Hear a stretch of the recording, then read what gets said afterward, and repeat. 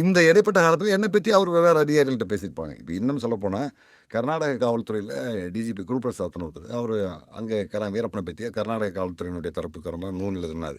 அப்போ கர்நாடக அதிரடிப்படையில் வேலை செஞ்ச எந்த அதிகாரி கேட்டாலுமே, நீங்கள் சிவசுப்ரமணியம் கேட்டிங்கன்னா படங்கள் கிடைக்கும், சிவசுப்ரமணியம் கேட்டிங்கன்னா டீட்டெயில் கிடைக்கும்னு இருக்காங்க. அதுக்கு பிறகு அவரே எங்கள் படமுறை வந்தார். ஒரு ஓய்வு பெற்ற காவல்துறை டிஜிபி அவர் என்னை பார்த்து என்கிட்ட தான் கேட்டு தெரிவித்தார். அதே மாதிரி தமிழ்நாட்டுக்குள்ள இருக்கிற பெரும்பாலான அதிகாரிகளை கேட்டு ஏதாவது ஒரு தகவல் வேணும்னா நீங்கள் சிவசுப்ரமணியம் கேளுங்கன்னு சொல்லுவாங்க. அந்த அளவுக்கு இதை பற்றி தரவுகள் எங்கிட்ட இருக்கிறது அவனுக்கு தெரியும். ரெண்டாவது போய் கேட்டால் சொல்லுவானுங்கிறது தெரியும். அதுக்கு தள்ளி போட்டுக்கிட்டு அல்லது அவங்கள தேவையில்லாமல் வீணடிச்சு நான் ஒரு பெரிய ஆளுங்க மாதிரி காட்டிட்டு நேரத்தை வீணடிக்காமல் போனால் ஒன்றே செஞ்சு கொடுப்பான் அப்படிங்கிற நம்பிக்கை இருக்குது. அந்த அடிப்படையில் எங்கிட்ட எல்லாமே அப்ரோச் பண்ணாங்க. அதே மாதிரி நான் சந்திக்க முயற்சி பண்ண பல அதிகாரிகளும் ஒரு கட்டம் வரைக்கும் அவங்க கொஞ்சம் முரண்டு பிடிச்சாலும் அதுக்கப்புறம் யதார்த்தமாக உண்மையில் எல்லாமே பேச ஆரம்பித்தாங்க.